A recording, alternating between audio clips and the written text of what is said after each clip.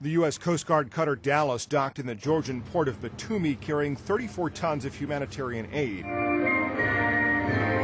The arrival there avoided Georgia's primary cargo port, which is now controlled by Russian soldiers. We had all the options on the table, and the decision was made to go to Batumi. We want to make sure the goods, the humanitarian supplies, arrived in a safe and expeditious manner, and we arrived in Batumi in order to do that. Had an American ship docked in the port at Poti, it would have been seen as a direct challenge to Russia.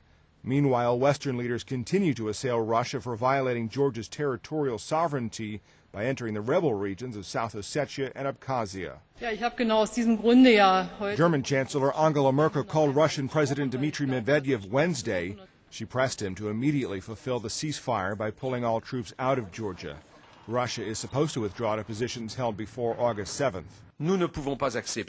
France's foreign minister said we cannot accept these violations of international law.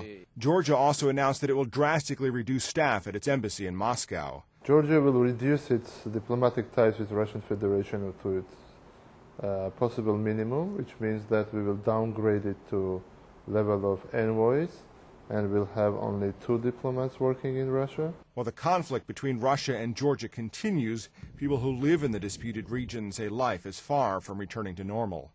Matt Friedman, The Associated Press.